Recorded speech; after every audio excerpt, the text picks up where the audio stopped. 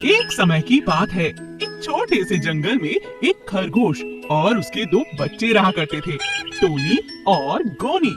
वो तीनों एक बिल में रहा करते थे। टोनी एक खेलता कूदता खरगोश था। उसे बिल से बाहर निकलकर खेलना बहुत पसंद था। वो रोज बाहर जाकर खेलता था।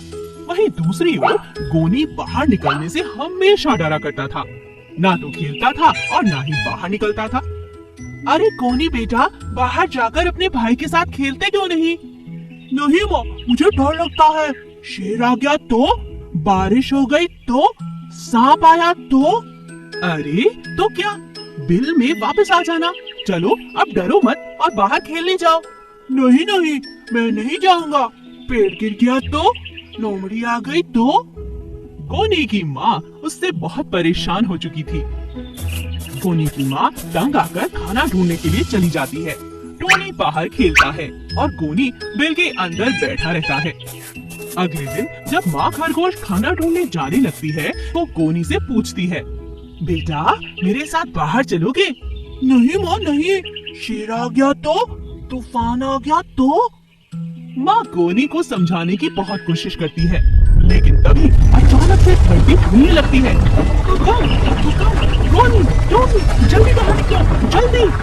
गोनी, नहीं माँ, नहीं, मैं नहीं आऊंगा। बेटा अगर अब बाहर नहीं निकलोगे तो यहीं दब कर मर जाओगे। चलो जल्दी बाहर। गोनी डरता है और बाहर आ जाता है। भूकंप बंद हो जाता है। उफ, भूकंप के झटके। गोनी अब अंदर वापस चलो। नहीं नहीं माँ, अब मैं बाहर ही रहूंगा। भूकंप फिर आ गया तो? अरे बेटा, अगर ऐसे ही डरते रहोगे तो कैसे काम चलेगा? भूकंप तो हमें बाहर निकालने के लिए ही आया था, और वैसे भी तुम्हारी माँ तुम्हारे साथ है। तुम्हें डरने की कोई जरूरत नहीं।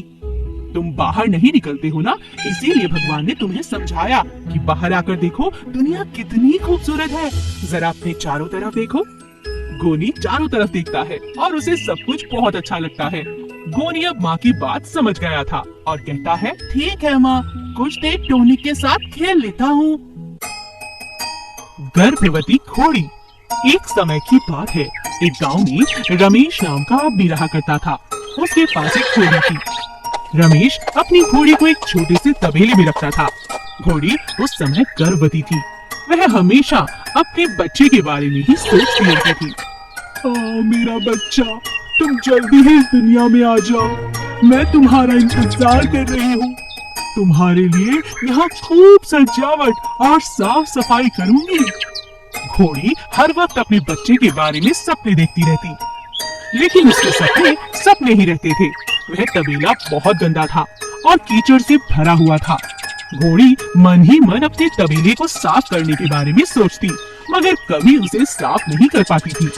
मेरे बच्चे, मैं जरूर तेरे लिए ये तबेला साफ करूंगी, बहुत खूबसूरत बना दूंगी। घोड़ी दिन प्रतिदिन आलसी होती जा रही थी। दिन भर वो सोती रहती और अपने बच्चे के बारे में सोच सोच कर सपने बुनती रहती। एक दिन घोड़े का भाई उसे मिलने के लिए आता है। अपनी बहन के तबेले की हालत देखकर वो हैरान हो जाता है। मेरी बहन, तुम्हारा बच्चा होने वाला है और तुम्हारा तबेला कितना गंदा है। कहीं उसे कोई बीमारी हो गई तो? ये तुमने क्या किया? दिन भर तुम बस तबेले में पड़ी रहती हो, खाती रहती हो। ये अच्छी बात नहीं। रमेश कितना अच्छा है, तुम्हारा कितना ख्याल रखता है। तुम्हें भी थोड़ी साफ सफाई का ख्याल रखना चाहिए। घोड़ी अपने भाई की बात सुन हैरान हो जाती है और उसे अपनी गलती का एहसास होता है। हाँ भाई, तुम ठीक कहते हो। मैं अपने बच्चे की रक्षा के सपने देखती हूँ, लेकिन कभी उसे अमल नहीं करती। माफ कर दो मुझे। दोनों भाई बहन अगले ही दिन से तबेले की सफाई में लग जाते हैं। उन्हें ऐसा करता देख रमेश भी उनकी खूब मदद करता है और तबेले को एकदम साफ कर देते हैं। अब गर्भवती घोड़ी अपना खूब ख्याल रखती है, सफाई में कोई ढील नहीं बरतती। कुछ दिनों बाद उसे एक प्यारा सा घोड़ा बच्चा होता है और वो बहुत खुश हो जाती है। मेरे बच्चे, मुझे माफ करना। मैंने अपनी भूल को तुम्हारे आने से पहले ही सुधार लिया। अब कभी आलस नहीं करूंगी, सपने भी देखूंगी और इसे अमल भी करूंगी। तो हमेशा खुश रहो। घोड़ी अपने भाई को धन्यवाद देती है और अपने बच्चे के साथ खुशी खुशी रहने लगती है। सुनहरे शेर का घर। जंगल में राजा नाम का एक शेर रहा करता था। उसका मन बहुत प्यारा था। वो हमेशा सबकी मदद करता था तो वो जंगल का शेर, जंगल का राजा। लेकिन कोई भी जानवर उससे डरता नहीं था, बल्कि उससे बहुत प्यार करता था, क्योंकि राजा शेर सभी का बहुत खास ख्याल रखता था। सभी के जन्मदिन पर अच्छे अच्छे उपहार ला कर देता था और कभी भी किसी को दोष नहीं देता था, किसी को नहीं खाता था और सबकी सुरक्षा की जिम्मेदारी लेता था। इतना अच्छा राजा पाकर पूरा जंगल बहुत खुश था। हमारे राजा बहुत अच्छे हैं, उनका मन सोने का है। मुझे यकीन है हमेशा वो हमारी सुरक्षा यूं ही करते रहेंगे। खरगोश, हाथी, मोर, सभी जानवर हमेशा उनकी तारीफें करते रहते और जंगल में खुशी खुशी रहते। एक दिन चिड़िया आकर बंदर से कहती है, अरे बंदर, तुम्हें पता है राजा शेर का कल जन्मदिन है।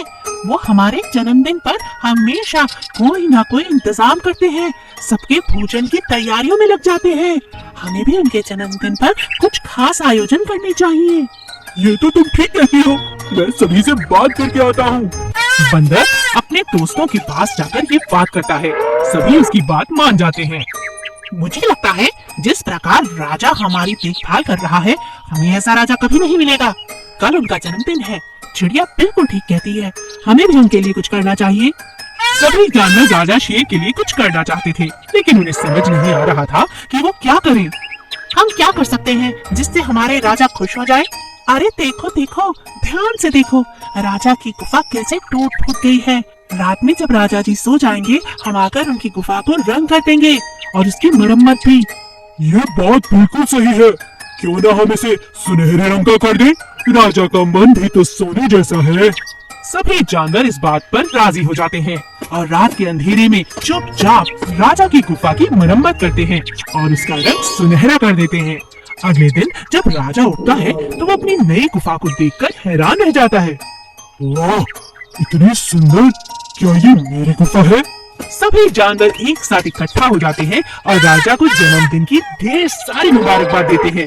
राजा यह देखकर बहुत खुश हो जाता है और सबका धन्यवाद करता है। खरगोश और कुत्ते की दोस्ती। बहुत समय पहले की बात है, एक जंगल में एक शिकारी कुत्ता रहता था। वो बहुत होशियार था। वो अकेला था, इसलिए हमेशा जंगल में इधर उधर टहलता रहता था। एक दिन जंगल में घूमते हुए खरगोश के बच्चों का उसे एक झुंड दिखाई दिया जो अपनी मस्ती में खेल रहा था। खरगोश अपने भोजन की तलाश में कहीं दूर गया हुआ था, इसीलिए वो कुत्ता उन खरगोश के बच्चों के पास जाकर बैठ गया ताकि कोई और जंगली जानवर आकर उन बच्चों को खा न ले। जब वो खरगोश वापस आया तो उसने देखा कि एक जंगली कुत्ता उसके बच्चों के पास बैठा है और उसके सारे बच्चे उसके आसपास खेल रहे हैं और वो किसी को भी हानि नहीं पहुंचा रहा। उसके बच्चों को आराम से बैठकर देख रहा है, जैसे उनकी रखवाली कर रहा हो। ये सब देखकर खरगोश को बहुत संतुष्टि हुई और वो कुत्ते के पास गया और उसका हाल चाल पूछने लगा। तुम कैसे हो? मैं ठीक हूँ। तुम बहुत अच्छे हो, तुमने मेरे बच्चों का ख्याल रखा। ये तो मेरा फर्ज था। दोनों में काफी अच्छी दोस्ती हो गई। जब भी खरगोश को अकेला जाना होता तो वो कुत्ते को उसके बच्चों की रखवाली के लिए कह देता। कभी कभी कुत्ता आसपास के छोटे बड़े जानवरों का शिकार करके अपना पेट भर लिया करता था। सब कुछ बहुत अच्छा चल रहा था, लेकिन एक दिन चालाक लोमड़ी ने ये सब देख लिया और उसने सोचा क्यों ना इस बात का फायदा उठाया जाए। अरे वाह, ये तो बड़े मोटे ताजे खरगोश के बच्चे हैं, इनको खाने में तो बड़ा मजा आएगा। लेकिन इन बच्चों के साथ ये कुत्ता क्यों बैठा है? ये तो शिकारी है, क्या ये इनका दोस्त है? उसने धीरे-धीरे कुत्ते से अपनी दोस्ती बढ़ानी शुरू कर दी। अब कुत्ता जब भी खरगोश के साथ बाहर जाता तो चालाक लोमड़ी पीछे से आकर खरगोश के बच्चों को उठाकर ले जाती। कई दिनों तक ऐसा ही चलता रहा, जिससे खरगोश के बच्चे कम होने लगे। तब खरगोश ने कुत्ते से इस बारे में बात की। दोस्त, हमारे बच्चे रोज कम होते जा रहे हैं, लगता है उन्हें कोई उठाकर ले जाता है, उनका शिकार करता है। ऐसा कैसे हो सकता है? मेरे होते हुए बच्चों के साथ ऐसा कौन कर सकता है? तुम फिक्र मत करो, कल से शिकार पर मैं नहीं जाऊंगा। मैं बच्चों का ख्याल रखूंगा। मैं भी देखता हूँ किसकी हिम्मत की हमारे बच्चे उठा सके। कुत्ते ने बिल्कुल वैसा ही किया। अगले दिन वो शिकार पर ना जाकर खरगोश के घर के पीछे छुप गया। इतने में उसने देखा कि जब बच्चे खेल रहे थे, वहाँ लोमड़ी आकर बच्चों को उठाकर ले जाया करती है। उसने ये सब देखा और उसी वक्त लोमड़ी को मार डाला। लोमड़ी, मैंने तुम्हें अपना दोस्त समझा और तुम इतनी धोखेबाज निकली। तुम्हें अब मैं नहीं छोड़ सकता, तुम्हें तो मरना होगा। इस तरह खरगोश के बाकी बच्चों की कुत्ते ने